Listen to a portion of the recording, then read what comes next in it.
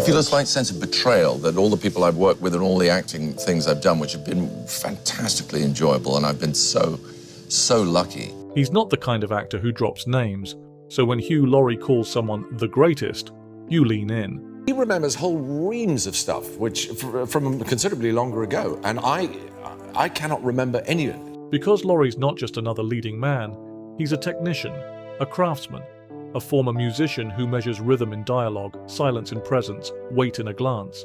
And when he watches others, he sees the blueprint most actors miss. These 5 names didn't just inspire him, they shaped him. House, Blackadder, Stuart Little, The Night Manager. Across all those worlds, Laurie carried fragments of others. Voices he studied, instincts he borrowed, timing he flat out stole. This list isn't about fame, it's about impact, subtle moves, devastating grace, performances that stayed with him long after the curtain dropped. I owe them everything. I certainly owe them this. Here are the 5 actors Hugh Laurie calls the greatest of all time. Actors who made him better, whether they knew it or not. And number 1, it's someone who rewrote what acting could even be. Number 1, Peter O'Toole. Hugh Laurie has never been shy about naming names, and when asked who changed the way he saw acting forever, the answer came fast: Peter O'Toole. It wasn't about stardom, it wasn't about charisma, it was about control. Laurie described him once as a man who could do nothing and still wreck a scene. There was no flailing, no theatrics, just stillness, and a sense that anything could explode at any moment. Laurie didn't work with O'Toole, he studied him, closely, frame by frame. From Laurence of Arabia to The Ruling Class, O'Toole created performances that shouldn't have worked. He was too tall, too intense, too unpredictable, and yet somehow it always came together. Laurie once said watching O'Toole was like watching someone walk a tightrope with a lit match. He never fell, but you felt like he might. The performances weren't polished, they were dangerous. Wild eyes, half smiles, long pauses where most actors would have rushed. Laurie called it chaos, held in place by intelligence. But it wasn't just technique that earned O'Toole the top spot on Laurie's list. It was philosophy. O'Toole didn't treat acting as a job, he treated it as war. There was no safety net. He risked everything in every take. Sometimes he missed, but when he hit, no one else even came close. Laurie once recalled a quote of O'Toole's, "I will not be a common man. I will stir the smooth sands of monotony." It wasn't just a line, it was a mission statement. Laurie admired that fire, the refusal to coast, the willingness to go too far. And in a business that loves predictability, O'Toole never gave the same performance twice. Laurie saw that as the purest kind of courage. No actor shaped Laurie's view of the craft more, and no actor ever made it look so DMN dangerous. Number 2, Laurence Olivier. For Hugh Laurie, the second name on the list wasn't a surprise. It was a pillar, a myth, Laurence Olivier. Laurie called him the standard, not because Olivier made acting look easy, but because he made it look impossible. To Laurie, Olivier was a magician in full control of his tricks. Every movement, every syllable, sharpened to precision. He wasn't trying to disappear into a role, he built the role around himself. It wasn't subtle, it wasn't quiet. Olivier didn't whisper his genius, he announced it. Laurie once said watching Olivier was like watching someone build a cathedral with a scalpel. Every gesture, every glance, calibrated, and even when it felt theatrical, it never felt fake. He saw Richard III as a masterclass, not in realism, but in dominance. Olivier didn't act scenes, he ruled them. But behind that force was something deeper, a fear, a drive. Laurie believed Olivier never acted like he had the role, he acted like he could lose it at any second. That desperation gave his performances a strange urgency, even when the scripts didn't ask for it. Laurie respected that tension, the fight behind the mask. He called him the actor who made acting feel dangerous and divine.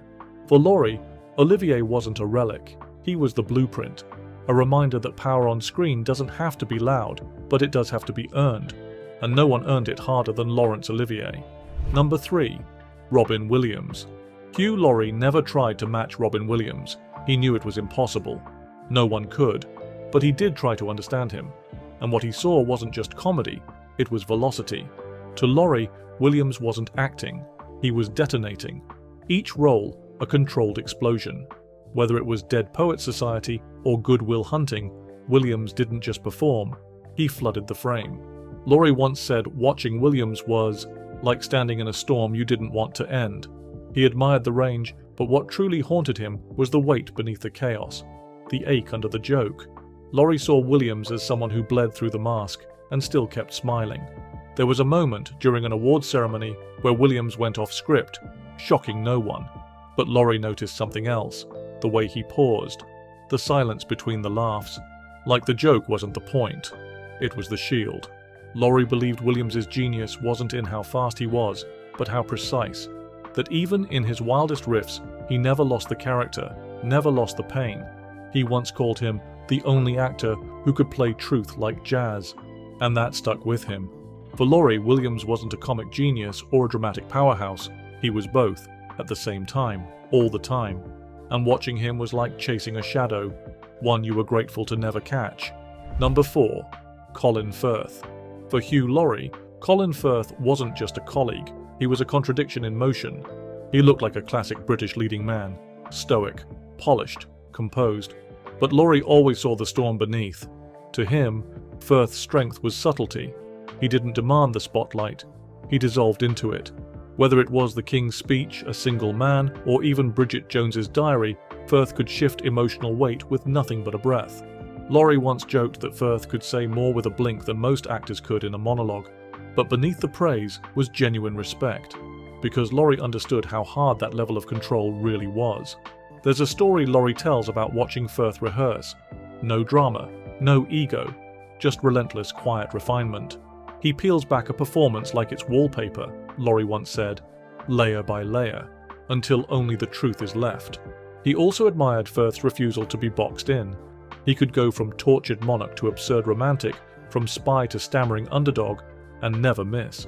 What really impressed Laurie, though, wasn't Firth's performances, it was his restraint. In a world full of actors trying to be louder, funnier, or more broken, Firth just listened, reacted, waited, and somehow that made him the loudest person in the room. Laurie never tried to outshine Firth, he knew better, he just watched and tried to learn. Number 5. Emma Thompson. Hugh Laurie has always loved language, but with Emma Thompson, he watched someone weaponize it. Their friendship started at Cambridge, long before either of them had cracked Hollywood. Back then, she wasn't famous, she was just faster, wittier, sharper than anyone in the room, and that included Laurie. But what set Thompson apart wasn't her intelligence, it was how she used it. Laurie has described her as the most emotionally precise actor he's ever worked with, not loud, not showy, just devastating. In Sense and Sensibility, she broke hearts with silence. In The Remains of the Day, she unraveled with restraint. And in real life, she could flip the tone of a room with one perfectly delivered sentence. Laurie never saw acting as a contest, but if it were, he said Thompson would win on timing alone. He also admired her fearlessness. Thompson never chased likability. She chased truth. Whether she was playing a broken mother, a grieving wife, or a furious prime minister, there was always steel beneath the softness. Laurie once said watching Thompson on set was like watching someone walk a tightrope, with no safety net, no backup plan, just balance and nerve. They sparred, collaborated, pushed each other. But beneath all of it was something deeper. Respect. Not just for her talent, but for how ruthlessly she protected it. She makes you want to raise your game, Laurie once said, because if you don't, you'll disappear. And with Emma Thompson in the scene, that was always a real risk. Number 6. Stephen Fry. It's impossible to separate Hugh Laurie from Stephen Fry, not because they were always together, but because they understood each other before anyone else did. Laurie didn't just admire Fry, he was forged alongside him. From Jeeves and Wooster to early sketch comedy, their chemistry wasn't rehearsed. It was instinctive. Two minds moving at the same frequency, sparring and syncing in perfect rhythm. But when Laurie talks about Fry, it's not with nostalgia, it's with awe. He calls him a mind on fire, not because Fry always had the right answer, but because he was always chasing a better question.